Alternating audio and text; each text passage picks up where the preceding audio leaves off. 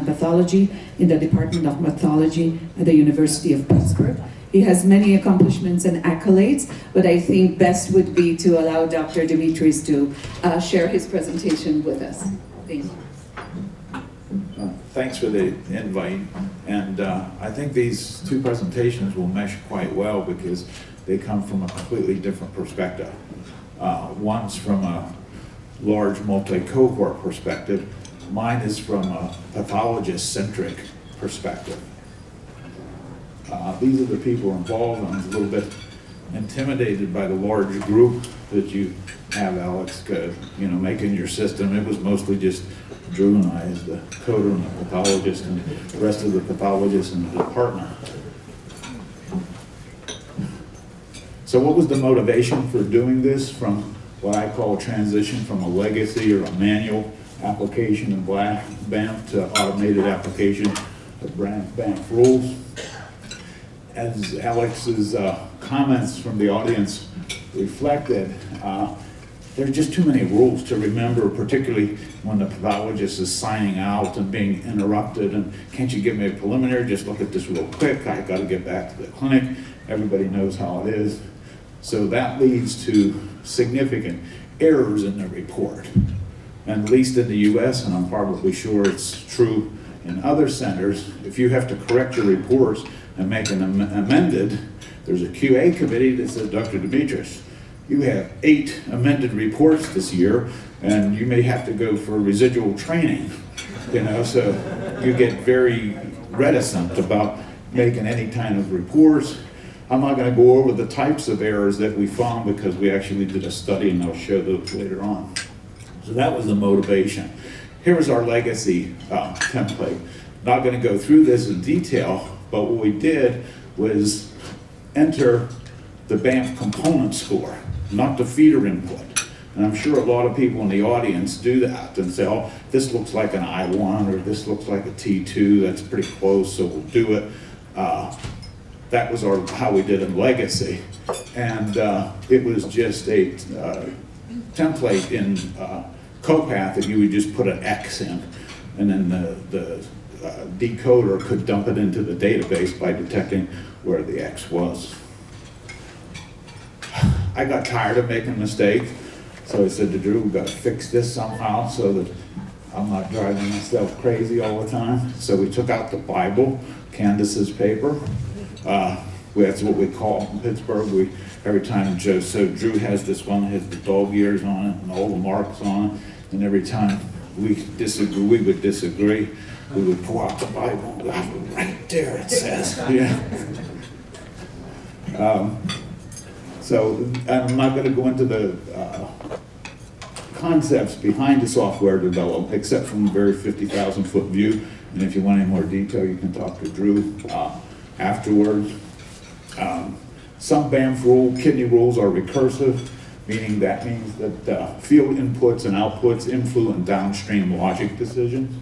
The system was designed to incorporate both traditional tree and data partitioning logic, meaning that terminal decision tree nodes feed into the sorting or gating of the partitioning layer, and the partitioning layer accumulates for construction, text, or descriptive diagnosis, and I'll go into that later. The decision tree logic can be coded in plain text via an external input, and that enables modifications in real time. And that's really necessary for the Banff because it got updated. We used the 2017 rule, but it was very easy to update it to the 2019 rules. And you can have multiple outputs, this is a mostly normal biopsy, but there's mild chronic changes. And because we used this for a clinical trial, we made it FDA Part 21 CFR Part 11 compliant. So this is just a diagram. I'm not going to go over detail because I explained it in the last slide. So there's a histopathologic score based on the pathologist review of the slides. If he puts it into the web-based template, we also have a Java form of it, and it includes clinical and serologic data. It's fed into the system. We have output on the right, and I'll go into the complexity involved with the output because it's hard to satisfy everybody that looks at the output, especially the clinicians and the pathologists. So this is what it looks like. This is our web-based version. We have kidney, and if you click on them for a trial and you want to use the 2017 rule, you can go back to the 2017 rules or 2019 rules if you want. We also have liver and heart in there. This is what it looks like. I was going to put a video on, but it took too long. If you're halfway through a case, and you can see a lot of the features of this were pathologist driven and pathologist centric. If you get halfway through a case, you can save it and then reload it. If you're not done with the case but you want to save it, you can save it to your local drive. Copy input values, it means that you can take the microscopic template or the diagnostic template and paste it into CoPath, or when you're done, you can reset the values. So you can see on this one, we picked the 2019 rule set. And on the bottom, it gives you a running error list. So you always keep track of looking at the bottom. You didn't fill out PTC, you didn't fill out the G-score, you have no CI. So you don't forget to fill anything in. It gives you a little bit of reminder while you're going on. And then the right side gives you the running Banff scores and the diagnoses. Again, administrative function. If we don't fill in all of the stains that we use for a particular case, we get an email from the fiscal department that said, you know, the histology lab has a trichrome stain for this and you don't have it in your report, well, we can't bill for it. So that's in there. So you can put your special stains, you do your counts. One thing we had to do, we realized, and doing a multi-center study with Mike Mengel and Evan Farkas, we realized that some Banff TI scores calculated by humans are impossible.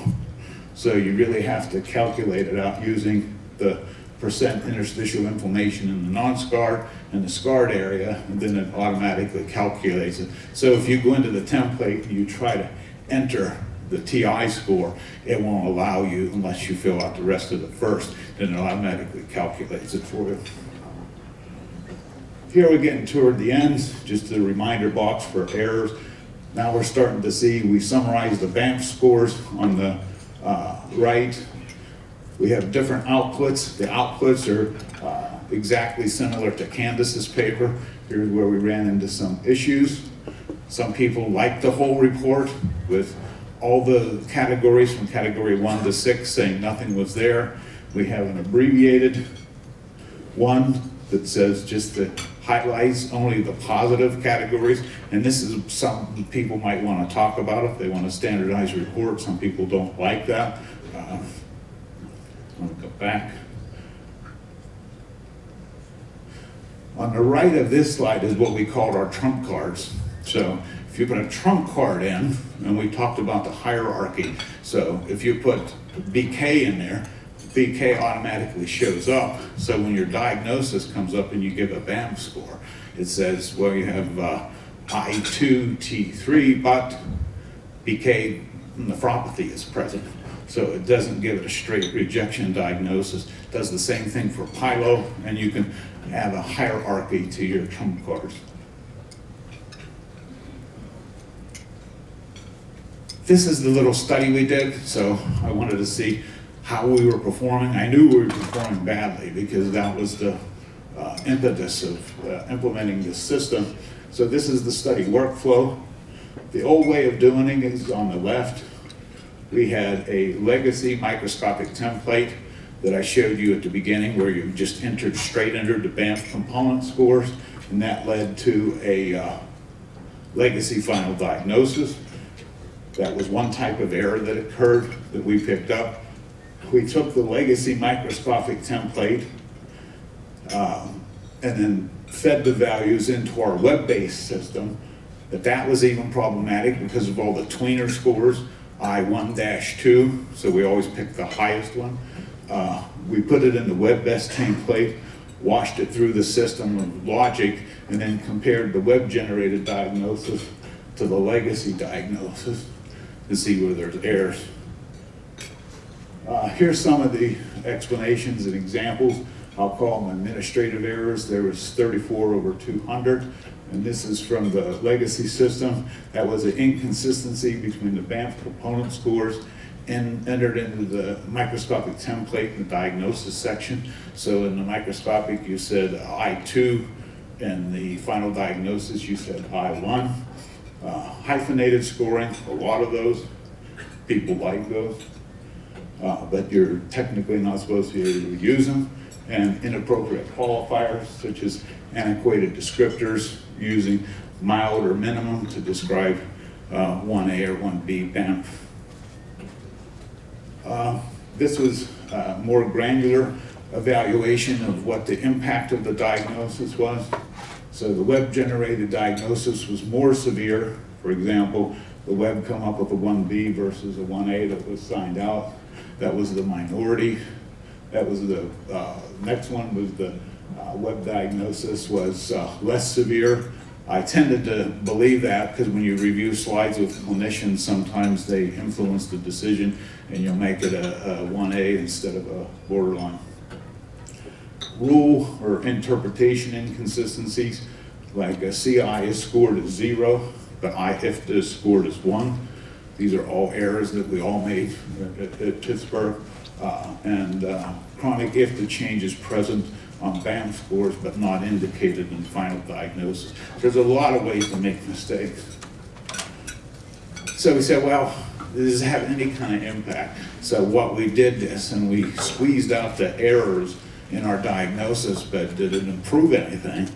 And the preliminary data we have is just a small number of biopsies, but from a multi-center study that I mentioned that we did with Evan Farkas and Mike Mengel, we probably have close to 1,000 to put into the system. So if you look at the legacy sign out with 200 biopsies, these were all using Banff 2019 rules. We don't see any, there's a trend, but we don't see any good correlation between particular component scores, CI and CI plus T, using the legacy system with the GFR. You can see it's the p-values are not statistically significant. The R-squared values aren't impressive at all. However, when we look at this software-assisted sign-out that was prospectively implemented, we can start to see statistically significant trends even with this small number of patients, that when you corral people into just using the feeder inputs, as we call them, and that means instead of scoring directly I1, we don't score any Banff components. The Banff components are derived.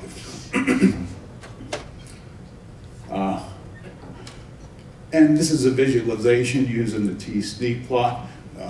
If you use the Banff component scores, because you restrict yourself, you can see, as expected, all the colors cluster together because that's what you expected. You put them in bins and they come out as bins in the T-SNP plot.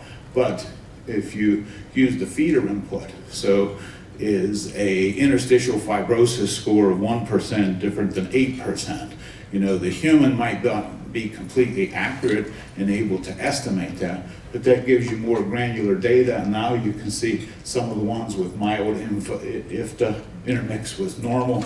And if you get thousands of biopsies in a system like this, it may be able to provide better cutoffs. You can also use this in multi-center trials when you have multiple readers. And again, I mentioned this, I'm not going to mention the trial, but you can have pathologists read the slides at various sites. Then you can have an adjudication board. Here it's shown here. Each column is an individual pathologist. In this instance, it was 3 separate central pathologists in a multi-center trial. And the yellow highlighted lines is where there's discrepancies. So you can have a meeting, do it virtually, all the people can be online, and then you see the top of the right column is highlighted in yellow. That's the final adjudicator score. So you get on a phone or a Zoom call and you say, okay, show me what you think this is. So you can see here There's annotations, and each of the different colored boxes is a different pathologist. So you can see somebody said there's MM over there, and there's 2 black boxes. Here's a green annotation saying, you know, I think this is an AH score. So we have probably tens of thousands of annotations that can be used to feed a expert system read by 3 central pathologists. And you can say, okay, well, yeah, I believe you. Looks like an AH score there. Challenges. This was very hard to develop and implement. It was very labor and stressful for the pathologist because you cannot QA something like this offline. You can do a little bit of QA, but you don't know how it works until you push it into the system. And that's where it became very stressful. And this took us about 1.5 years to do. It requires very close collaboration between the coders and the pathologists. You iterate back and forth, and cross-domain knowledge is very helpful. For example, the V3 score, I kept saying this biopsy has to be V3. Drew come back and said, read the definition of V3 very carefully. I read it and I said, yeah, logically you're right. So I'll challenge people to take a look at it. Another difficult area was introduction of what I call trump cards. You know, like if the ace of spades is a trump card in a card game, you know, what takes precedence in your reporting structure? Is BK or acute pyelo more present and more prominent than the other findings? And finally, this was one that maybe throw back to the audience. Does Banff want a structured reporting system across the country? It's very hard to satisfy humans. The complaints we get are, this is not appropriate for the patient care setting because it's too restrictive. My argument against that, I put all my flowery comments in the comments section of the report. People were, some were dissatisfied with the diagnostic output. Too much, too little, not sufficiently granular, which I don't see how they could come up with that criticism, but I got it. So future application is much like what Alex showed. He already developed the future there. You have all these multiple inputs. You have automated AI pathology. So what our approach is to fix the pathologist input from this, to make it reliable data that they're putting out a quality product. So conclusion, at least this is my conclusion, I think the current Banff kidney scoring system, it's very difficult, if not impossible, to implement without errors in clinical practice. I tried it and I just got totally frustrated. But you can facilitate and reduce errors by using what I call software-assisted sign-out, which shows improved correlation with CRAPNI and GFR compared to the legacy approach. And it can assist in multi-center studies with adjudication panels for consensus definitions. And then finally, I think the next step I showed on the previous slide, and Alex nicely demonstrated. So thank you.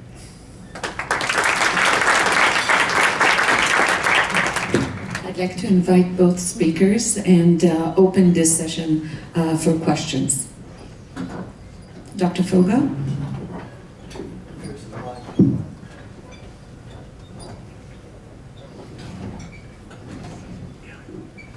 Thank you very much for making me very happy to be here early this morning. That was really very exciting. I have a couple of questions. First, Alex, how long does it take to enter the data? Is it manually entered, or is there anything that directly translates from the medical record for one case? For the moment, the use is a manual enter by the pathology resident. You know that this is the first.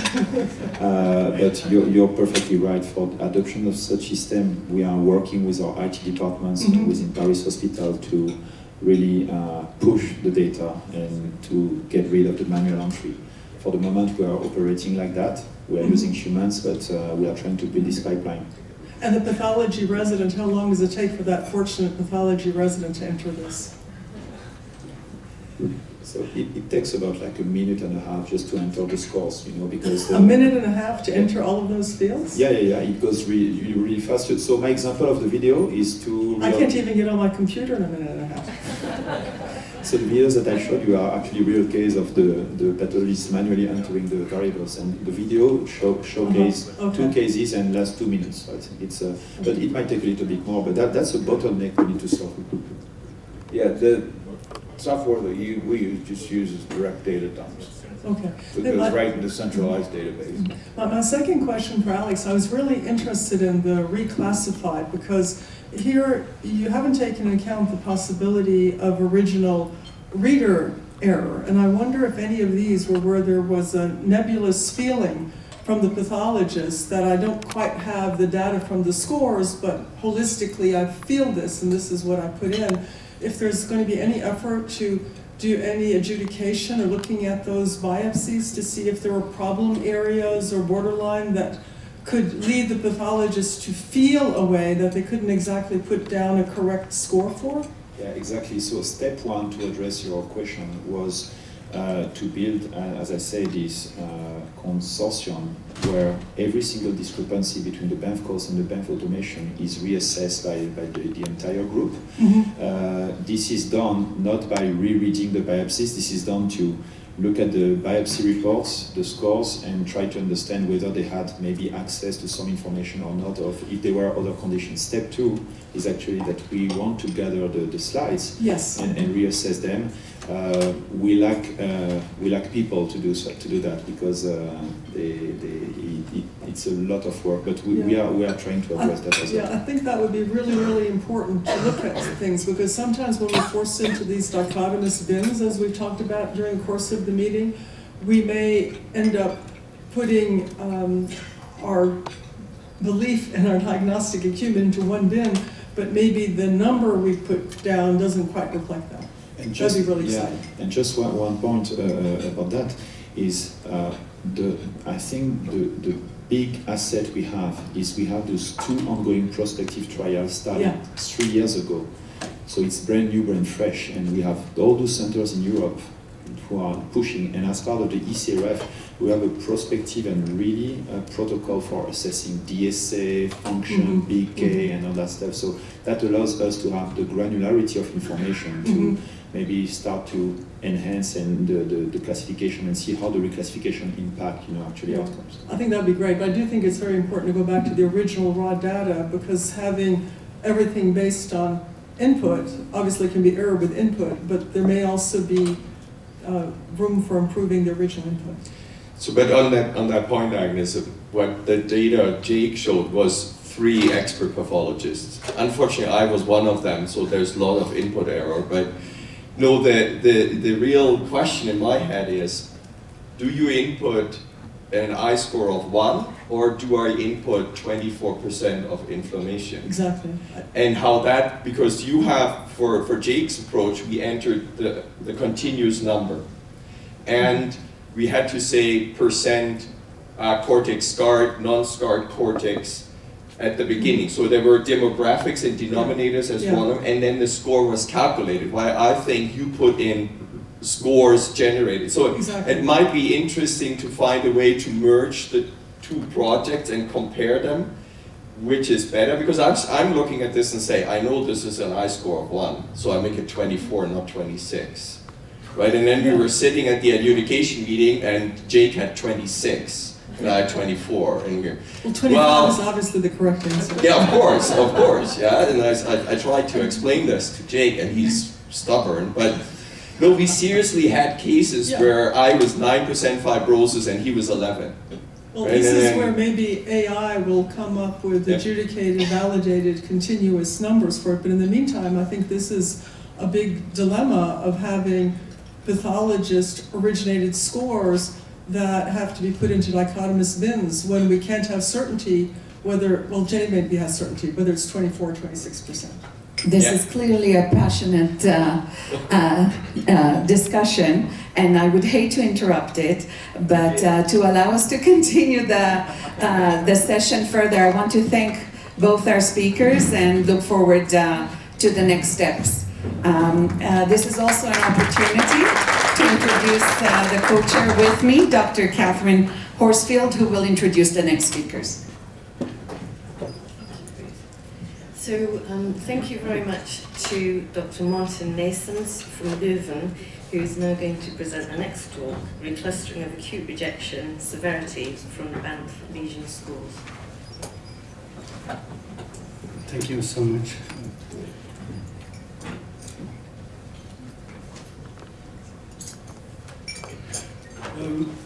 So at the last Banff meeting report, we have one sentence that was extremely interesting, and that is a referral to the lupus classification, where they got rid of acute, chronic active, and chronic lupus nephritis. And it was suggested that we might think about the activity and chronicity index. And actually this presentation is a trial to convince you of this concept.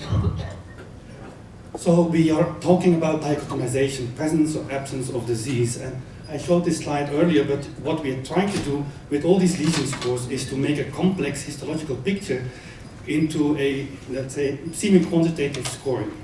And ultimately in the Banff classification, we want to translate that into presence or absence of disease. Mark Haas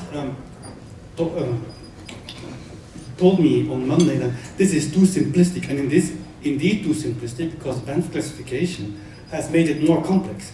We have all kinds of subtypes of diseases. We have also activity, chronicity attributes to the diseases. And this is what makes our life very difficult, why it is so difficult for us to put all these discrepant biopsies in separate bins and where we make all the kind of errors. There's another layer of complexity, and that's the dynamics of the disease. The disease is not stable, it's evolving over time, as we all accept in concept. For instance, if you have a first patient, it can be C4D negative active ABMR first, then the C4D is negative, the inflammation disappears, and ultimately we do a biopsy and we see transplant glomerulopathy. But this is one patient, one disease. We have a second patient that has C4D positive, DSA positive, but ATN, so the phenotype that we just discussed yesterday quite intensively. Then it develops active ABMR, chronic active ABMR, and chronic ABMR. This one single patient, one single disease, but it's evolving over time. And that is why in the last Banff classification, we have tried to suggest that pathologists not only put the final diagnosis in the report, but also all the Banff lesion scores, so that the clinicians really can know a bit more granularly what are these, I would say, these granularities within the histology. However, we have 15 different lesions, and if you calculate just mathematically how many different biopsies we would have, this would lead to more than 1 billion different possibilities of combinations. Luckily, this is not happening because there's a lot of collinearity between the lesions, and there's also, as we have already seen, a very good relation between the biology and the ultimate histological phenotype that we see. And so I would suggest that you read the paper by Jesper Kalmin, because we're really making the connection between the biology, immunology, and then the final histological readout that we have. But so this very close link between the immunology, the biology, and the histological phenotype make that we can classify these phenotypes much better than using just mathematics.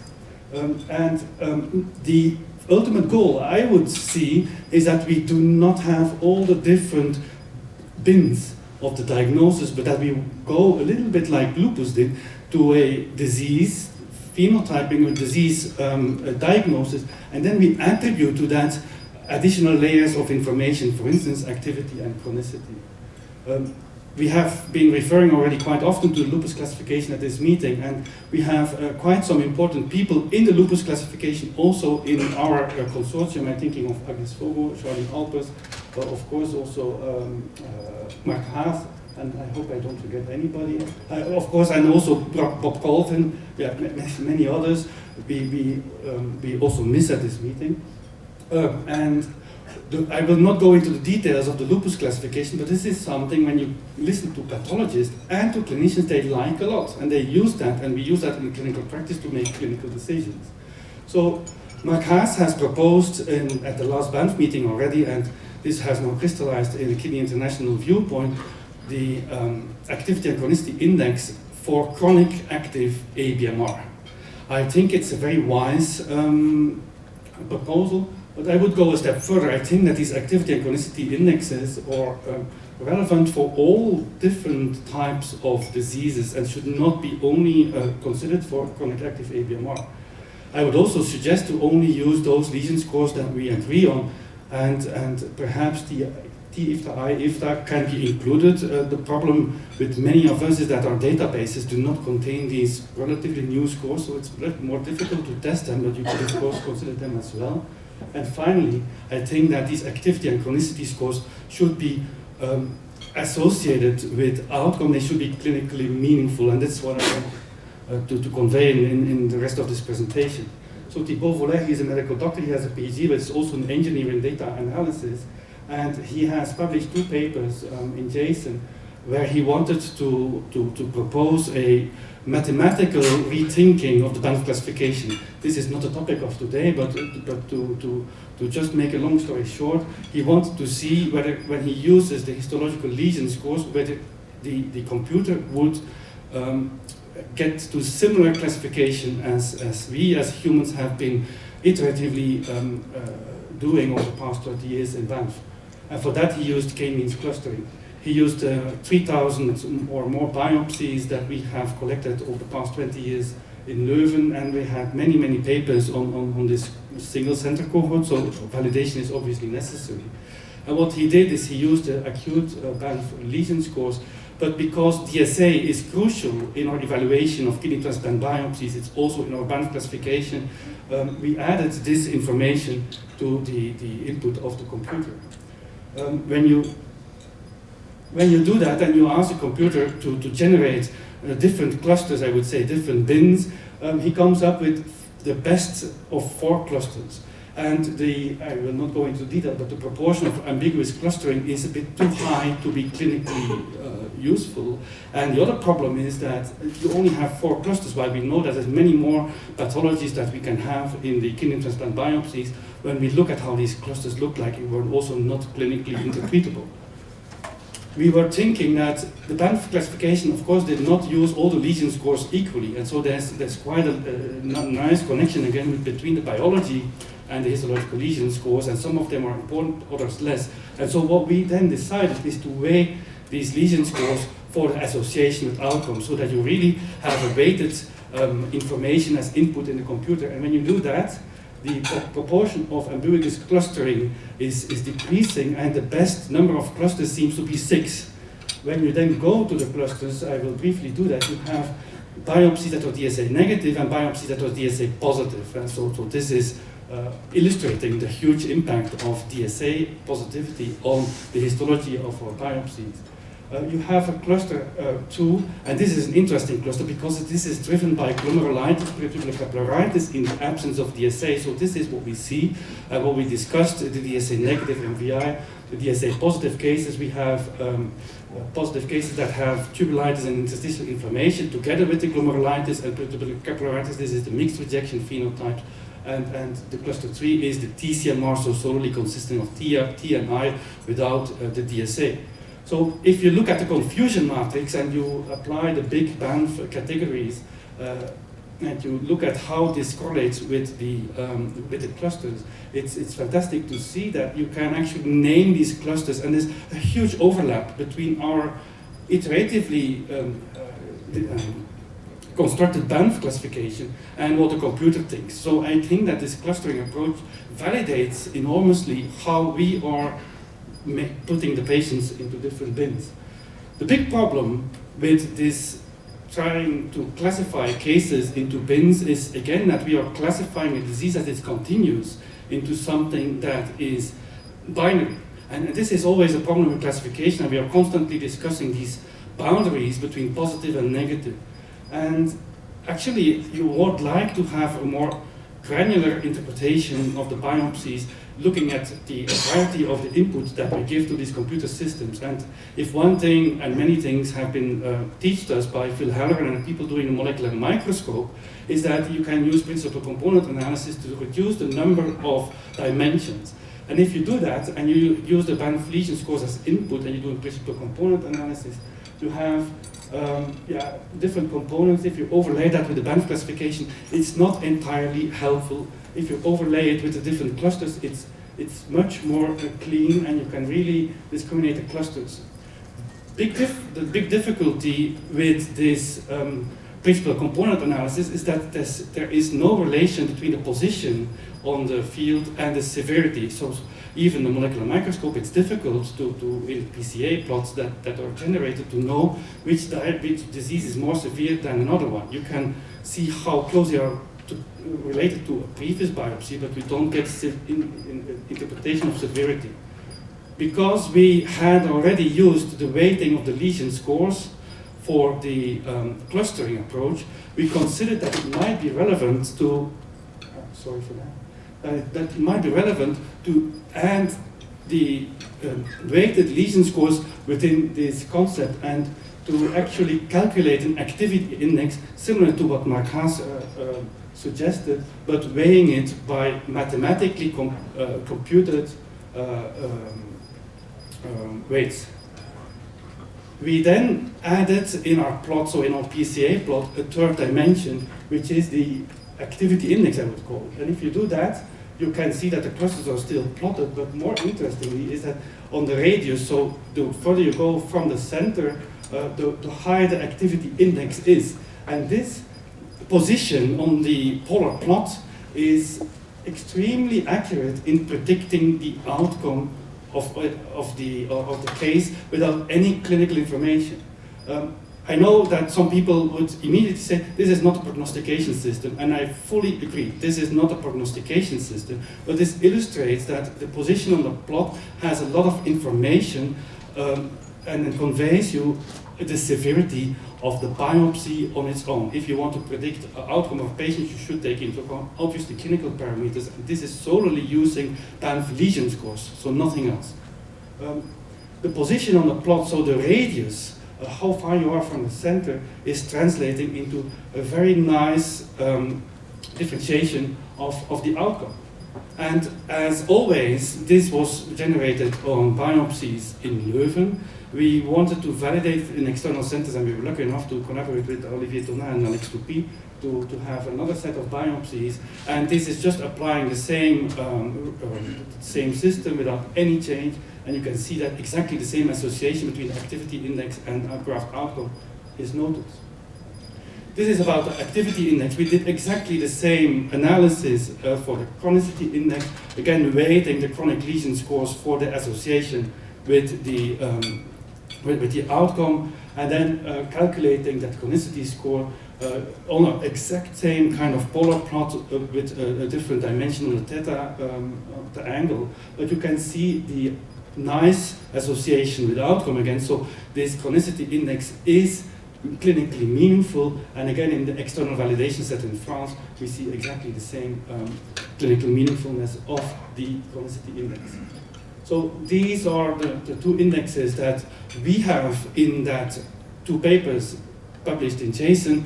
I can understand that some people would say, like we heard yesterday, we do not have the DSA at the time of the sign out of the biopsy, so you can of course eliminate the DSA from this scoring.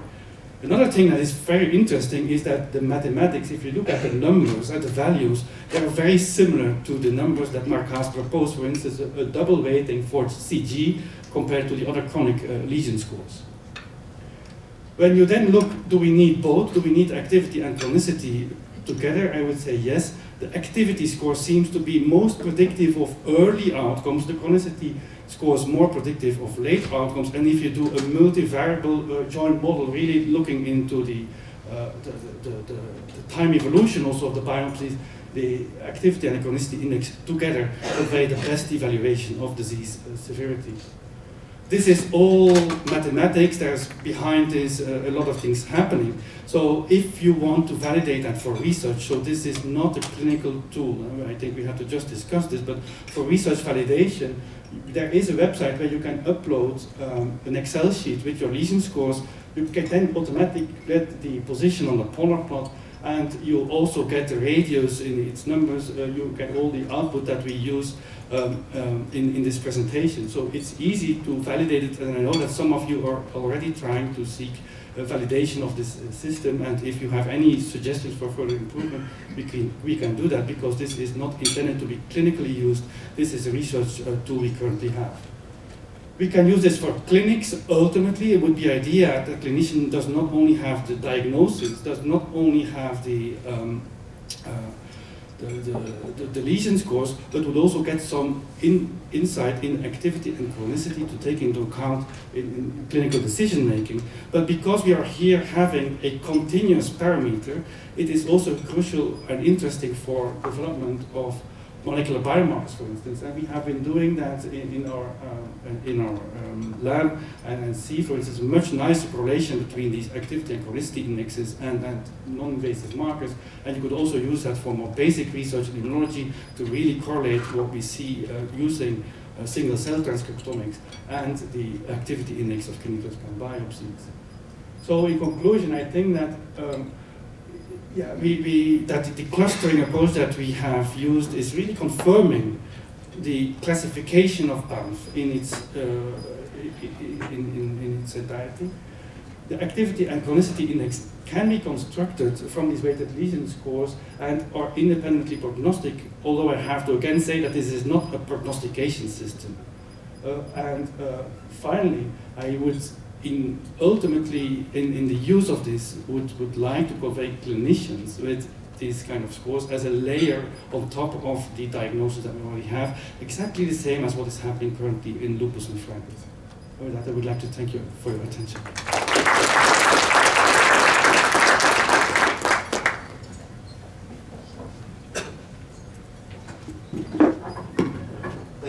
Thank you, Maarten. It's a very nice study, and with a lot of strengths. And you have a lot of different diagnoses. Ours was much more limited, but you have a lot of cases. You have 3,500 cases. Were these 3,500 different patients, or did you have repeat biopsies included? Yeah, so there's repeat biopsies included, and in the mathematics we have taken that into account. So the question then becomes, you see activity and chronicity indices over time in some patients. Have you looked over time to see if there's any correlation between changes in activity and chronicity and outcomes? No, we did not do that yet, but it's a fantastic suggestion to do that, yes. We can do that quickly, yeah. We should do that. Yeah. Yes. Thank you, Maarten. I have some thoughts about how we could perhaps, improve on this. And I think one of the things that's missing is that total inflammation is not being captured. And we all know it's really very, very important. So the problem, of course, becomes where to put it. We've already taken out a part of it and put it in the activity index. So you can't really put the total inflammation, the chronicity index. But perhaps we can, do a subtraction and put that in the chronicity index, which is not the same thing as IFTA, because the IFTA is a much smaller denominator. So there's no way to capture that except to sort of subtract it, but not to account for it, I think, is a mistake. Because sometimes most of the inflammation is in the scar data. Yeah, I fully agree, and I mentioned that it should be considered to include it. We do not have sufficient numbers of older biopsies that have been scored with TI and IFTA, so it's difficult to integrate that in our set, but yeah, fully agree.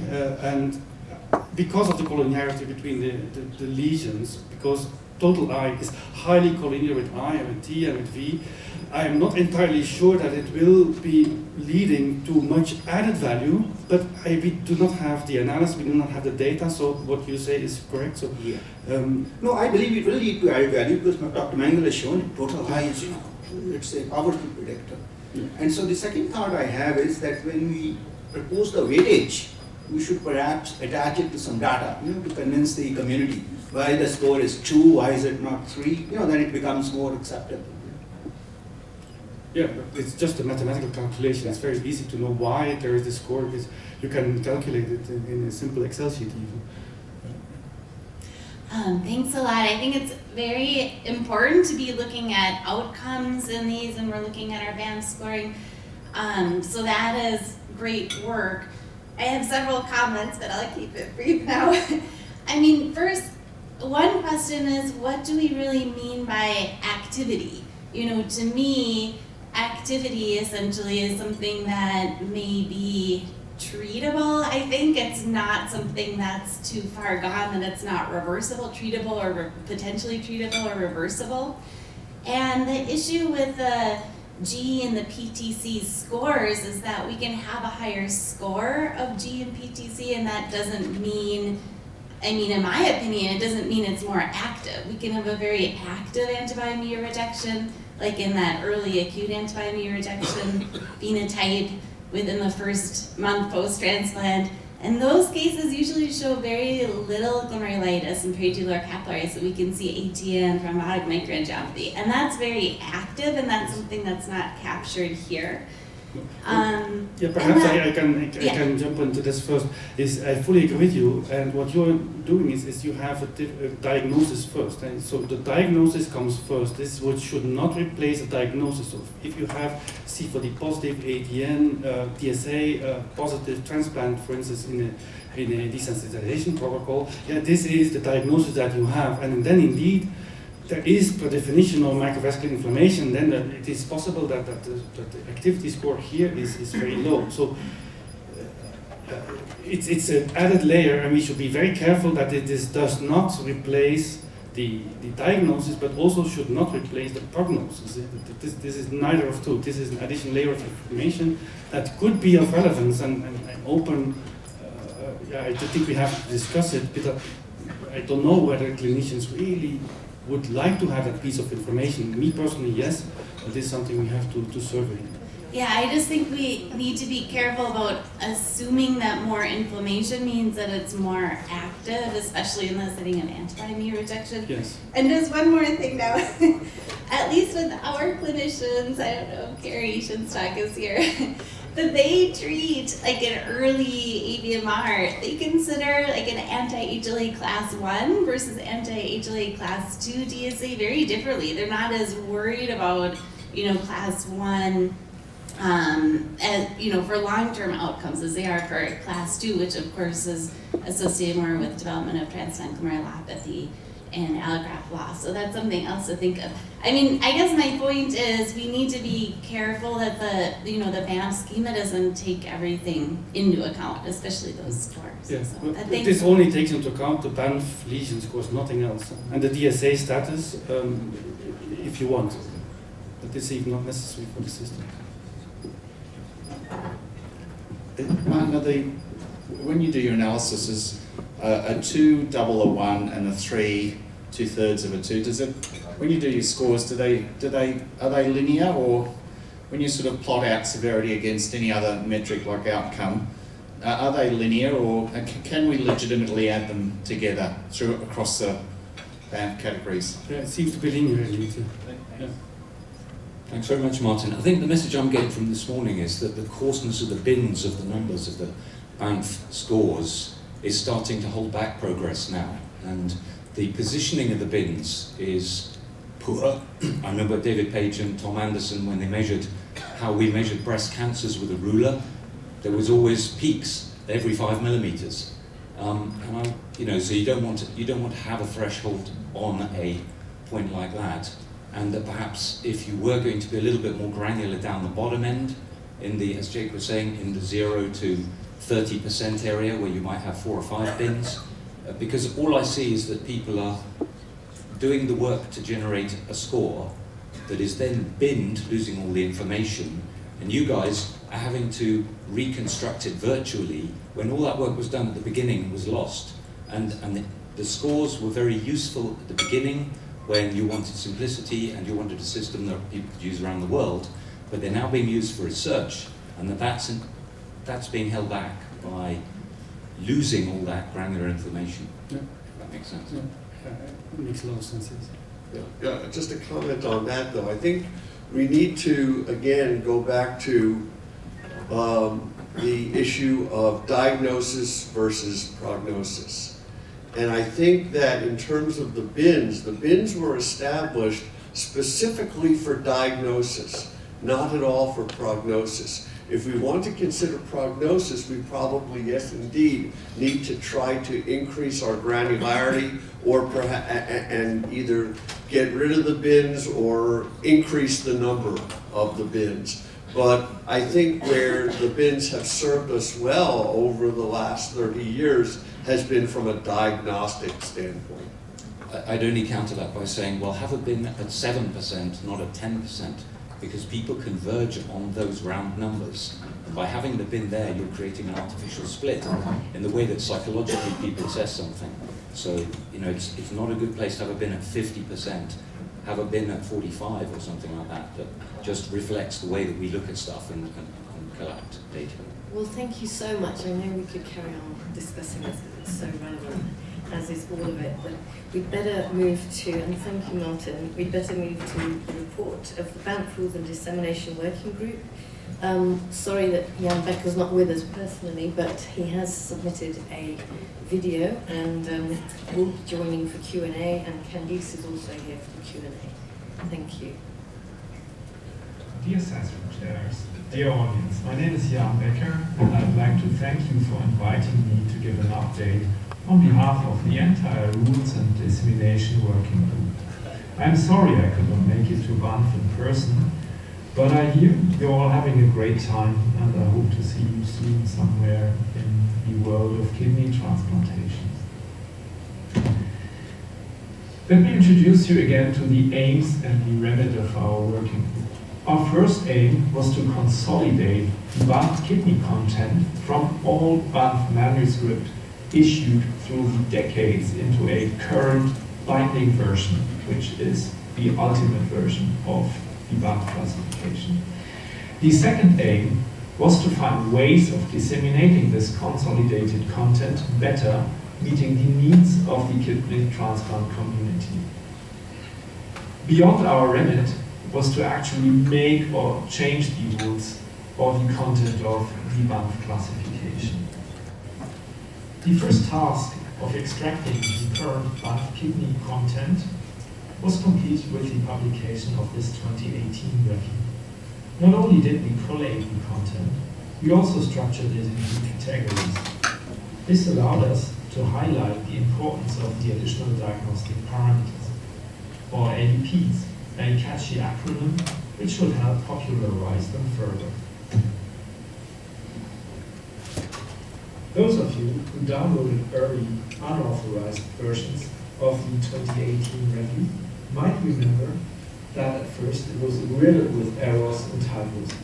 We were able to catch all of them bar one from the amended version. This remaining error highlighted here is about to be corrected in an erratum, as I have just received confirmation from Jeremy Chapman.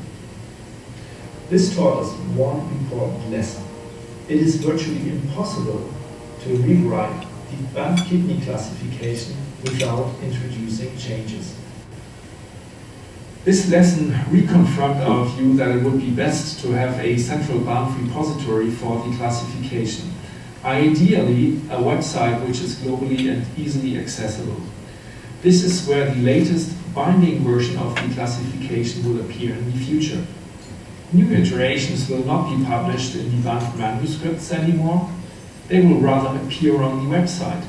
Upcoming and future Banff manuscripts will only highlight, explain, and justify changes to the Banff classification.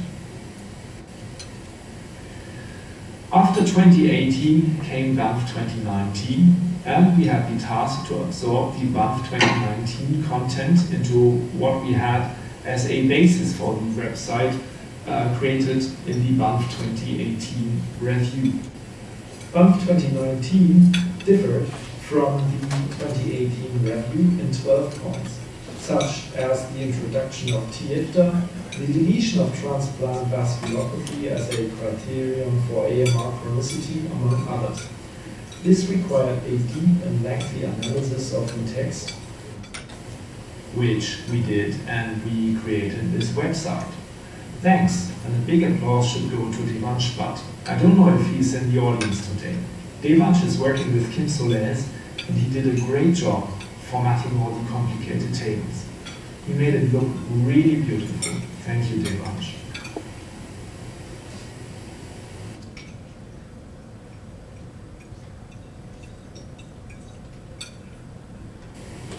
This website is ready to go live, but there's this single issue with Banff lesion scores T and TIFTA remaining. This is about where they should be scored with regards to the degrees of tubular atrophy, TA, and interstitial fibrosis, IF, in the cortex. On Tuesday, Marianne Rabon from our working group presented you the evidence underlying these issues, and she has presented you 3 options how to solve this issue.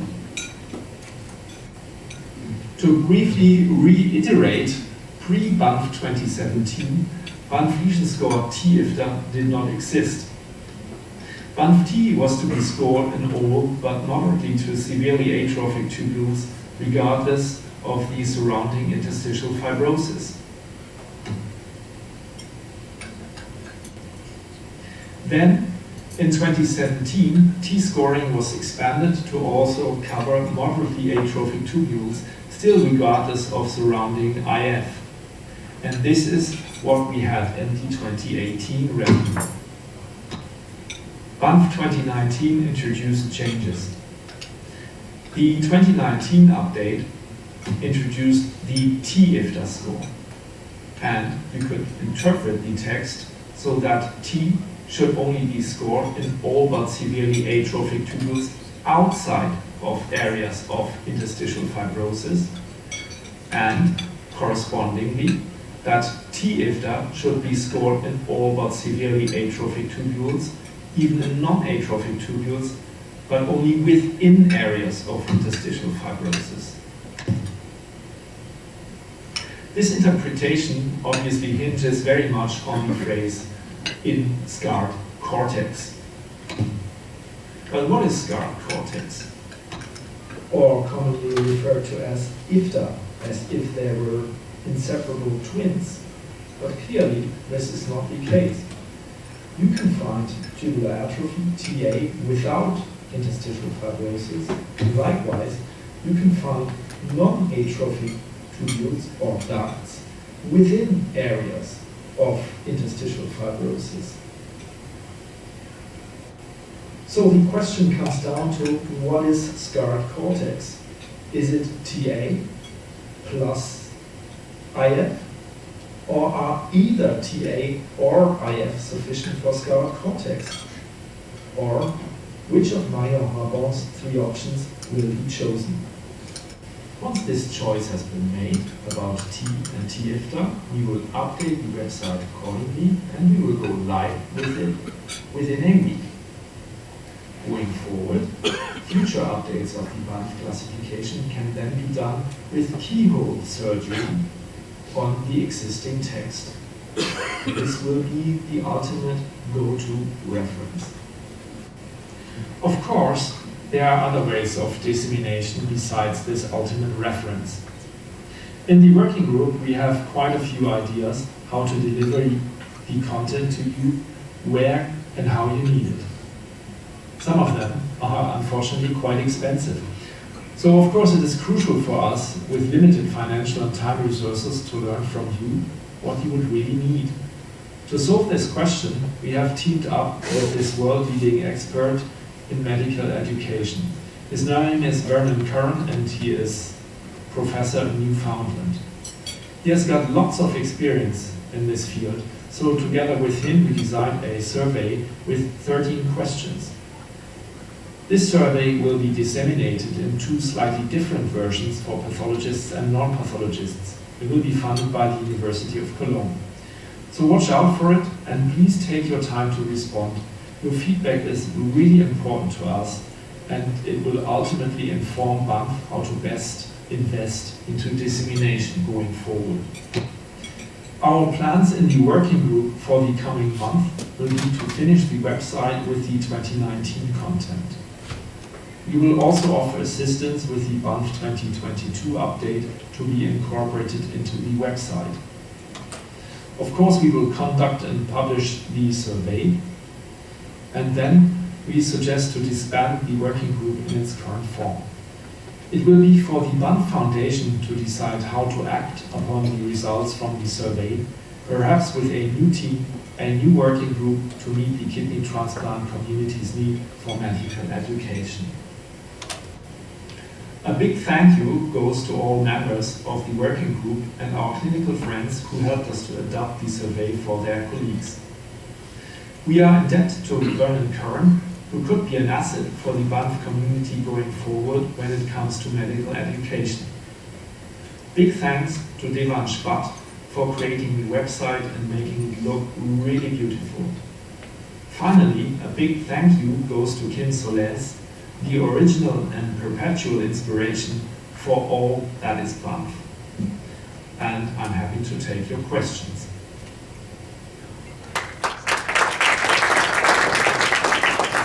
Thank you very much. I don't know whether Jan is joining us on Zoom. Wonderful. Yes, he is. Yeah. Thank you very much for your presentation. Are there any comments at the moment for Jan?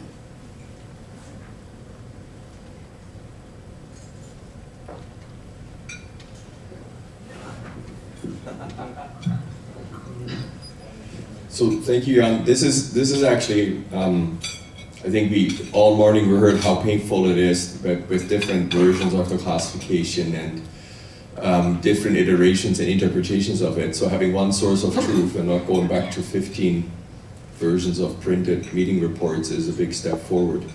My question is, how important is it for us, thinking forward, that there will other changes arise, to keep an archive of all the different Banff classifications on the website and an audit trail of what the changes are? Is that addressed in your survey?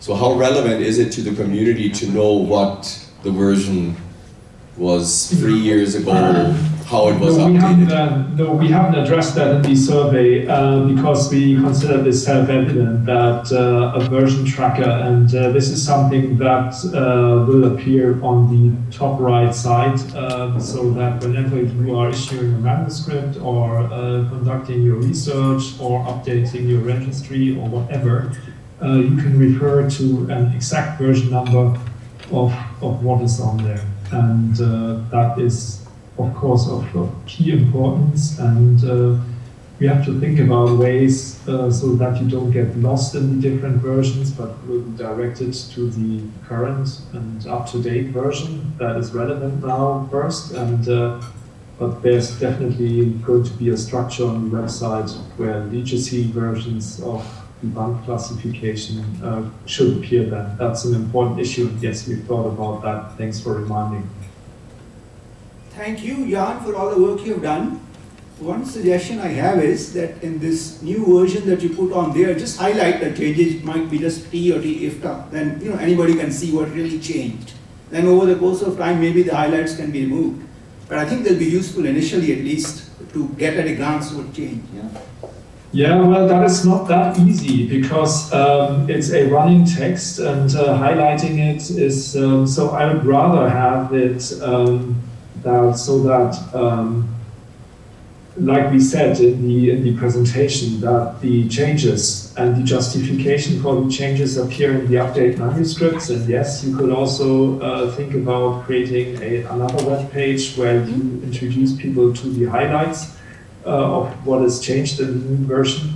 Definitely, that could be a thing, but really to track and text marker style mark them up, that is quite a challenging task with this scrolling text. You just bold that. Lots of interconnections in there. You could bold the text. You'd like to know. Yeah, no. It's using a text marker is not a problem, and changing a font color to red is also not a problem. It's just that there's so many cross-references in the text, and really highlighting these things is more challenging than you think at this point. I've made the experience because this is exactly what I did when I updated the content with 2019. Is it possible to do that's practical, the Candace's 2018 paper is very useful, so you have to work out who your target audience is. Is it experienced pathologists from here? Not really. It'll be junior pathologists that are struggling with I'm looking down a microscope at a biopsy. Is it PTC? I've forgotten the rules. So maybe visual things. So you need pictures. So this is PTC 1, 2, 3, and 0. So more pictures and just a very short text of how many PTCs, how many cells you need within the tubule. So that would be very useful. A web-based, so you're halfway through a case and you can flick onto this and then have a look at your lesion scores. That's useful, and a simple version of the rules, not heaps and heaps of cross-reference. Well, a simple version of the rules is obviously coming on us. And obviously, we were interested in, we need a binding text of what Banff is at this point. And I think this is very important, not just for us, also for pharmaceutical companies who are pouring a lot of money in their studies, and they really want to know what they're basing this on. And so that was our first priority. And you could probably compare this to a legal text, where you have the legal text, which is the core, and then you have layers around it, or like with a that's a different target audience. So a pharma to yes, trial, which is legally binding.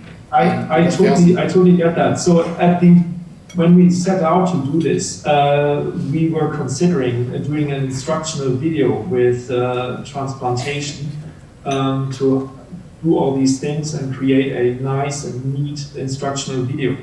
But every picture you bring in there has to be cross-checked. It is really tough to find examples. This is why I'm like, okay, you've got the resources, you've got expert and then people can create layers around the core, like with legal text, you have commentary about that legal text, but it's not the authoritative core. Or like you would have with tumor diagnosis, you have got the WHO atlas, and then you've got the APIP atlas, and then you've got another comment and another comment in the literature.